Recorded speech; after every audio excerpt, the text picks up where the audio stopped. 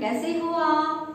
तो आज हम हिंदी के अंदर चैप्टर 16 का पार्ट 2 देखने वाले हैं। आपका चैप्टर 16 है भारतीय संस्कृति में गुरु शिष्य संबंध। उसमें पार्ट 1 में हमने देखा था कि उसका साहित्य प्रकार है निबंध और उनके लेखक है आनंद शंकर माधवन। तो आनंद शंकर माधवन का परिचय हमने प्राप्त किया था पहले वीडियो के अंदर, और पहले वीडियो के अंदर जो हमने देखा था उसकी थोड़ी बहुत चर्चा हम कर लेते हैं कि उसमें हमने देखा जो लेखक है माधवन, उन्होंने प्राचीन संस्कृति के अंदर गुरु शिष्य के जो संबंध है उसके बारे में बताया है और वर्तमान समय के अंदर जो गुरु शिष्य के संबंध है उस पर एक करारा व्यंग किया है। यानी पहले के ज़माने में जो गुरु शिष्य के संबंध थे और आज के जो गुरु शिष्य के संबंध हैं उसके बारे में बहुत अच्छी तरह से यहाँ पर निरूपण किया गया है। यानी आपको पता है कि पहले के ज़माने में गुरु शिष्य के जो संबंध हैं वो महत्वपूर्ण हुआ करते थे और अलग प्रकार के ही माने जाते थे, लेकिन आज वर्तमान समय में व्यावसायिक संस्कृति का बोलबाला हो गया है। यानी किसी भी क्षेत्र के अंदर व्यवसाय बन गया है और अभी शिक्षण कार्य के अंदर व्यवसाय जुड़ गया है, जिसके कारण गुरु शिष्य के जो संबंध हैं उसके अंदर परिवर्तन देखने को मिला है। तो ये सब हमने देखा था। आगे हमने देखा था कि गुरु शिष्य के संबंध पहले किस तरह के थे, तो उसमें गुरु को परमेश्वर यानी भगवान माना जाता था और शिक्षा प्राप्त करने की जो स्थान था वो आश्रम या मंदिर माना जाता था। पहले के ज़माने में जब शिष्य शिक्षा प्राप्त करना चाहता है तो उसे गुरु के आश्रम में जाकर वहाँ पर रहकर गुरु का आश्रम का काम कर कर ही शिक्षा प्राप्त की जाती थी। इसी प्रकार यहाँ पर भी माधवन जी ने बताया है कि गुरु शिष्य का संबंध प्राचीन समय में किस तरह का था और इस समय में कैसा है, क्योंकि आज के समय में जो गुरु है वो अपना पेट पालने के लिए ही शिक्षा देते हैं। यानी अगर आपको शिक्षा प्राप्त करनी है तो उसके लिए आपको फीस देनी पड़ेगी, लेकिन पहले के ज़माने में गुरु पैसे नहीं लेते थे और शिष्य को भी फी देनी पड़ती नहीं थी। लेकिन आज के ज़माने में जो शिक्षण कार्य है वो व्यवसाय से जुड़ गया है। यानी आपको अगर शिक्षा प्राप्त करनी है तो उसके लिए पैसे देने पड़ते हैं और आज के जो शिक्षक है वो भी यानी आज के जो गुरु है वो भी वेतनभोगी हो गए हैं। यानी अपना पेट पालने के लिए उनको वेतन लेना पड़ता है। तो ये सब हमने पहले वीडियो में देखा था। अब आगे का जो निबंध है जो हम पढ़ेंगे और उसे समझने का प्रयत्न करेंगे। एक बार सुप्रसिद्ध भारतीय पहलवान गामा मुंबई आए। उन्होंने विश्व के सारे पहलवानों को कुश्ती में चैलेंज दिया। यानी एक बार सुप्रसिद्ध भारतीय पहलवान गामा मुंबई आए थे और उन्होंने विश्व के सारे पहलवान यानी विश्व के अंदर जितने भी पहलवान हैं उन्होंने उनके सामने कुश्ती का चैलेंज रखा, यानी वो आकर मेरे साथ कुश्ती लड़े। अखबारों में ये समाचार प्रकाशित होते ही एक पारसी पत्रकार ने उत्सुकतावश उनके निकट पहुंचकर उनसे पूछा, यानी ये जो बातें हैं कि वो जो गामा है वो सभी पहलवान से लड़ाई करने वाला है यानी उनसे कुश्ती लड़ने वाला है, तो ये बात जब पत्रकार को पता चलती है तो वहां पर वो उनके पास आकर कहता है, साहब विश्व के किसी भी पहलवान से लड़ने के लिए आप तैयार हैं तो आप अपने अमुक शिष्य से ही लड़कर विजय प्राप्त करके दिखाओ। यानी उसने कहा कि आप विश्व के सभी पहलवान से लड़ाई करना चाहते हो, कुश्ती लड़ना चाहते हो, लेकिन आपके कुछ शिष्य हैं, अमुक शिष्यों से ही लड़कर आप विजय प्राप्त करके दिखाओ। गामा आजकल के शिक्षा क्रम में रंगे नहीं थे। यानी जो गामा है वो आजकल की जो शिक्षण कार्य है उसमें रंगे हुए नहीं थे। इसलिए उन्होंने हैरान कर दिया। यानी जब उस पारसी पत्रकार ने कहा कि आप अपने शिष्य से ही लड़कर बताइए, तब उनको ये जो शब्द है वो हैरान करने लगे, क्योंकि पहले के ज़माने में जो गुरु थे वो कभी भी ये नहीं सोचते कि वो अपने शिष्यों को चोट पहुंचाए। वो हमेशा ये सोचते थे कि मेरा जो शिष्य है वो मुझसे आगे होना चाहिए, यानी मुझसे ताकतवर होना चाहिए और मुझसे ज़्यादा शिक्षा प्राप्त करे, ऐसे ही वो चाहते थे। आंखें फाड़कर उस पत्रकार का चेहरा ताकते ही रह गए। बाद में धीरे से कहा, भाई साहब मैं हिंदुस्तानी हूँ, हमारा अपना एक निजी रहन सहन है। यहाँ पर शब्दार्थ भी देखते साथ में, शब्दार्थ में है निजी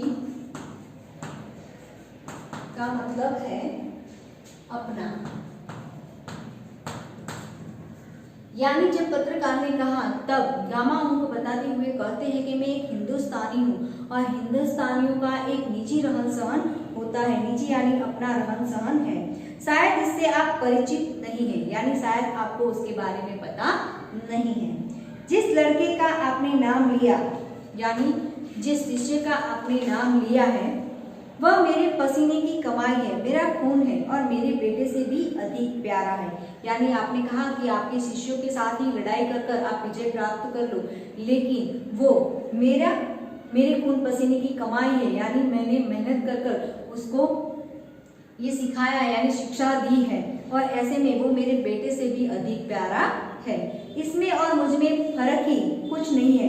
मैं लड़ा या वह लड़ा, दोनों बराबर ही होगा।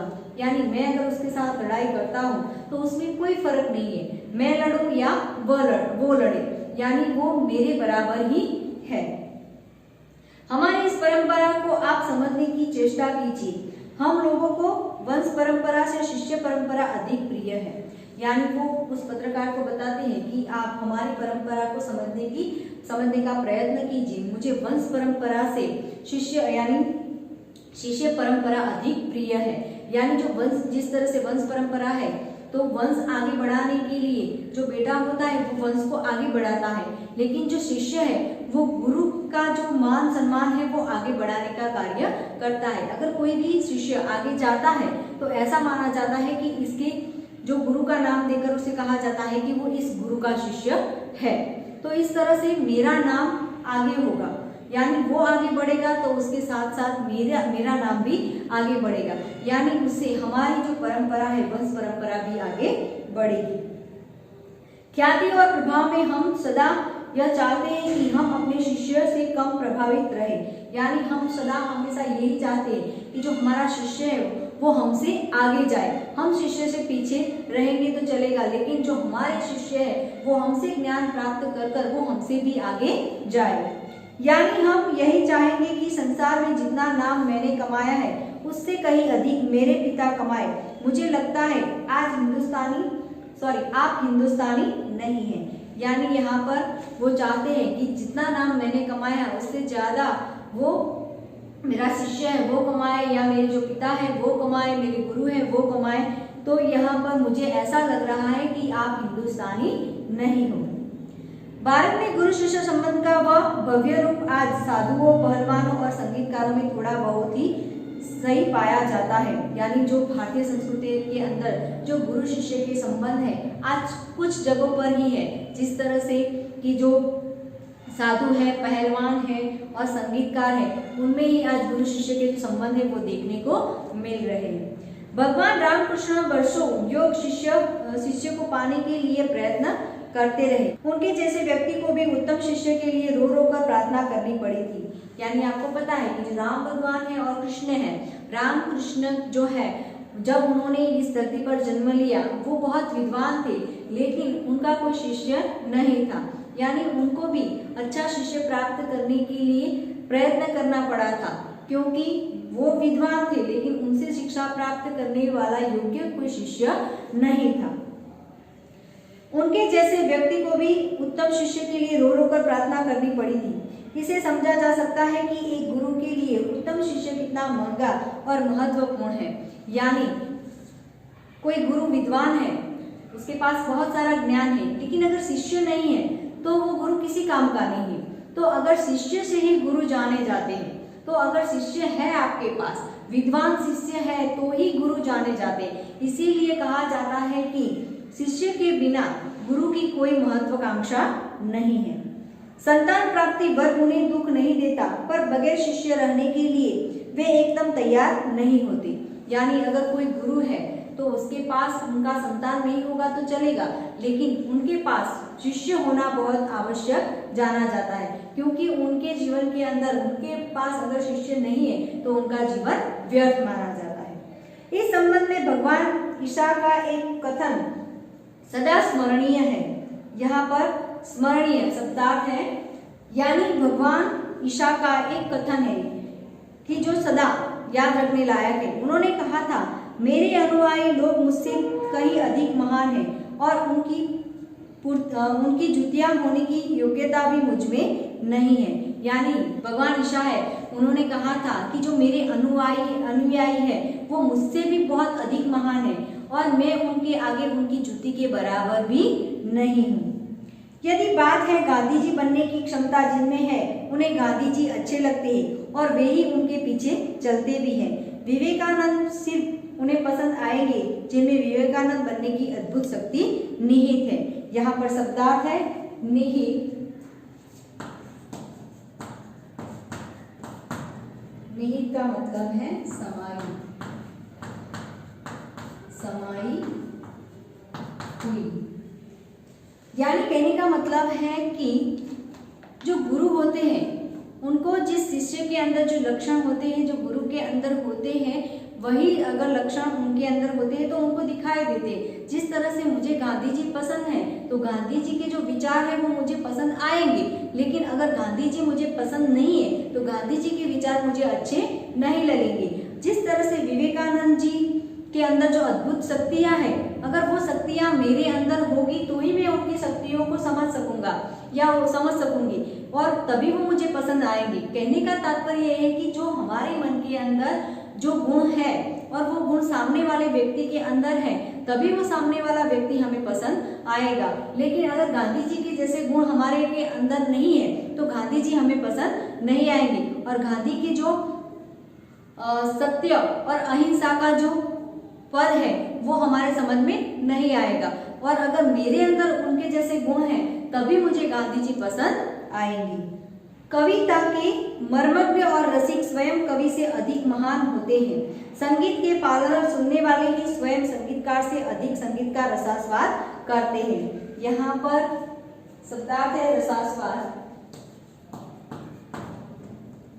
रसास्वादन का मतलब है रस का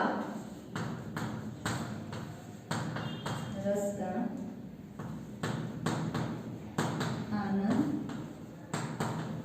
लेना। यानी यहाँ पर लेखक कहते हैं कि कविता के मर्म को रसिक स्वयं कवि से अधिक महान होते हैं। और जब संगीत होता है तो संगीत सुनने वाले जो पागल व्यक्ति है, जिनको संगीत सुनना बहुत अच्छा लगता है, तो यहाँ पर संगीत सुनाने वाले से अधिक उसका लाभ कौन लेता है? संगीत सुनने वाले लेते हैं, यानी उसके रस का आनंद वो लेते हैं। यहाँ पूज्य नहीं पुजारी श्रेष्ठ है, यानी यहाँ पर पूज्य श्रेष्ठ नहीं है लेकिन पुजारी श्रेष्ठ है। मंदिर है, बहुत बड़ा अच्छा मंदिर है, मूर्ति भी बहुत अच्छी है, लेकिन यहाँ पर वहाँ पर कोई पुजारी नहीं है तो उस मूर्ति का कोई महत्व नहीं है। यानी पूज्य से अधिक पुजारी का महत्व होता है। अगर पुजारी होगा तो उस मूर्ति का श्रृंगार करेगा, उसको अच्छी तरह से नहलाएगा धुलाएगा और उसकी पूजा अर्चना करेगा, और उसके कारण ही दूसरे लोग वहाँ पर दर्शन करने के लिए आएंगे। यानी वहाँ पर पूज्य नहीं पुजारी ही श्रेष्ठ माना जाता है। यहाँ सम्मान पाने वाले नहीं, सम्मान देने वाले महान हैं। यानी जो सम्मान प्राप्त करने वाले महान नहीं होते, सम्मान देने वाले महान होते, क्योंकि अगर आप सम्मान दोगे तभी आपको सम्मान प्राप्त होगा, और वही व्यक्ति सम्मान दे सकता है जो सम्मान के योग्य होता है। स्वयं पुष्प में कुछ नहीं है, पुष्प का सौंदर्य उससे आने वाले की दृष्टि में है। दुनिया में कुछ नहीं है, जो कुछ भी है हमारी चाह में, हमारी दृष्टि में। यह अद्भुत भारतीय व्याख्या अजीब सी लग सकती है, पर हमारे पूर्वज सदा इसी पथ में यात्री रहे। यानी ये जो सब बातें की है कि जो पूज्य नहीं लेकिन पूजनीय सर्वश्रेष्ठ है, जो पूजा करता है वो सर्वश्रेष्ठ है। जिस तरह से फूल में नहीं लेकिन फूल की सुगंध जो है वो सर्वश्रेष्ठ मानी जाती है, उसी तरह से कि दुनिया में कुछ नहीं रखा है लेकिन जो कुछ है वो हमारी चाह में और हमारी दृष्टि में है। यानी जो हम देखते हैं, हमारी जो चाह है वही सर्वश्रेष्ठ मानी जाती है। कई बार ऐसा होता है कि सामने वाला व्यक्ति बहुत अच्छा होता है लेकिन हमारी जो देखने की दृष्टि होती है उस पर ही निर्भर होता है कि वो व्यक्ति कैसा है। जो ये हमारे पूर्वज सदा इसी पथ पर चले आए, यानी हमारे जो पूर्वज हैं वो सदा इसी पथ पर चले आए हैं। यानी गुरु का महत्व न होते हुए शिष्य का महत्व अधिक बताया गया है। प्राचीन समय के अंदर जो गुरु होते थे वो अपने शिष्य को अधिक महत्व देते थे। उत्तम गुरु में जाति भावना भी नहीं रहती। कितने ही मुसलमान पहलवानों की हिंदू चेले हैं। चेले का मतलब है शिष्य। यहाँ पर शब्दार्थ आप चेले का मतलब है शिष्य। कहा जाता है कि उत्तम गुरु के अंदर जाति भावना भी नहीं रहती, यानी उनके अंदर जो उत्तम गुरु जो गुरु होते हैं उनके अंदर जो शिष्य कोई भी हो, किसी भी जाति का हो, किसी भी धर्म का हो, वो नहीं देखते। वो सिर्फ वो शिष्य विद्या प्राप्त करने योग्य है या नहीं, वो सिर्फ यही देखते। जिस तरह से कहा गया है कि कितने ही मुसलमान पहलवानों के हिंदू चेले हुआ करते थे और संगीतकारों के मुसलमान शिष्य थे, यानी यहाँ पर जाति नहीं देखी जाती। अगर शिक्षा प्राप्त करनी है तो गुरु जो है वो जाति पाति में नहीं मानते थे। यहाँ परख गुण की, साधना की और प्रतिष्ठा की भी होती। भक्ति और श्रद्धा की ही कीमत है, न कि जाति संप्रदाय। यानी अगर आपको शिष्य बनना है, पहले के जमाने में गुरु के शिष्य बनने के लिए सिर्फ उनके अंदर गुण होना चाहिए और साधना होनी चाहिए। जाति पाति में पहले के जमाने के जो गुरु थे वो नहीं मानते थे। आचार विचार या धर्म की मुझे क्या लिखाया था एक विद्वान मुसलमान ने ही। उन्होंने कभी नहीं सोचा कि यह हिंदू है और मुसलमान बनना चाहिए। पुराने जमाने में मौलवी लोग बड़े बड़े रामायणी होते थे और आज देहातों में भरत मियाँ, रंजीत मियाँ आदि अधिक संख्या में दिखाई देते हैं। यानी कहा गया है कि पहले के जमाने में ऐसा नहीं था कि जो मुसलमान है वो हिंदू का धर्म का नाम नहीं ले सकते, या जो हिंदू है वो मुस्लिम का नाम नहीं ले सकते। पहले के जमाने में गुरु शिष्य के अंदर जाति पाति को देखा नहीं जाता था। यानी कहा जाता है कि पहले के जमाने में जो मुसलमान थे, यानी उनके जो मौलवी थे वो रामायण सुनाते थे, यानी रामायण कथा वो लोग सुनाते थे। आज के गुरु भी सिर्फ सेवा लेने में ही चतुर है, देने में नहीं। यानी आज के जो गुरु है, वर्तमान समय के जो गुरु है वो सिर्फ क्या करते हैं, सेवा लेते हैं, लेकिन सेवा देने में वो चतुर नहीं है। उपनिषदों में आचार्यों ने कहा सेवा देने की चीज है, लेने की नहीं। यानी उपनिषदों में भी कहा गया है कि सेवा करने की यानी देने की चीज है, लेने की चीज नहीं। अगर आप किसी को सेवा देते हो, किसी की सेवा करते हो, तभी आप महान माने जाते हो, लेकिन अगर आप सेवा लेते हो तो आपकी कोई गणना नहीं होती। सेवा लेने के अधिकारी बच्चे, रोगी, असहाय और वृद्ध बच्चों को परमेश्वर का ही मूर्त रूप समझ। यानी अगर सेवा लेने योग्य है तो वो कौन है, बच्चे हैं, बूढ़े हैं, जो रोगी है, ऐसे लोग सेवा ले सकते हैं, लेकिन जो अट्टे कट्टे जो लोग हैं वो सेवा नहीं ले सकते। सेवा रूपी पूजा से उनकी शक्ति को प्रज्वलित करने क्षमता और सरलता रखने वाली ज्ञानी और तपस्विनी पुरोहित आजकल के गुरु नहीं रह गए। यानी कहा गया है कि सेवा रूपी पूजा से उनकी शक्ति को प्रज्वलित करने क्षमता और सहृदय रखने वाली ज्ञानी और तपस्विनी पुरोहित आजकल के गुरु नहीं रह गए। यानी पहले के जमाने में जो गुरु हुआ करते थे वो कैसे थे, शक्तिशाली थे और अपने आप के अंदर शक्ति बल पैदा कर वो प्रज्वलित होते थे और उनसे वो क्षमता और सहृदय रखने वाले ज्ञानी और तपस्विनी, पहले के जो गुरु थे वो तपस्विनी हुआ करते थे। वो आश्रम में रहते थे, तप करते थे और उसके द्वारा भगवान की प्राप्ति करते थे और शिष्यों को भी भगवान की प्राप्ति करवाते थे। किसी भी देव मंदिर की मूर्ति की शक्ति उतनी मात्रा तक ही संभव है जितनी मात्रा तक उसके पुजारी की भाव पूजा में नैवेद्य भावना बनी रहती है। यानी मैंने आपको बताया कि मंदिर के अंदर जो मूर्ति है वो मूर्ति का महत्व नहीं होता है, लेकिन मूर्ति की जो पूजा करने वाला जो पुजारी है वह किस तरह की पूजा करता है, उसके आगे कितना नैवेद्य चढ़ाता है, किस तरह से उनकी अर्चना करता है, वही महत्व का है। यानी कहने का तात्पर्य ये है कि पहले के जमाने के अंदर गुरु के साथ शिष्य का महत्व माना जाता था, लेकिन आज के जमाने में गुरु का कोई महत्व नहीं है और शिष्य का भी उतना महत्व नहीं। यानी गुरु शिष्य के जो संबंध है वो प्राचीन समय जैसे नहीं रहे, क्योंकि आज का जो गुरु और शिष्य का जो संबंध है वो पैसे पर निर्भर हो गया है, यानी व्यवसाय बन गया है। पैसे देकर वो शिक्षा प्राप्त करते हैं और जो गुरु है वो पैसे लेकर शिक्षा देते हैं। तो यहाँ पर हमने देखा कि आज के ज़माने में भारतीय संस्कृति में गुरु शिष्य के जो संबंध कैसे हैं, प्राचीन समय में कैसे थे और वर्तमान समय में कैसा है, इस चैप्टर में हमने अच्छी तरह से पढ़ा और समझने का प्रयत्न किया। आई होप आपको अच्छी तरह से समझ में आया होगा। Thank you very much.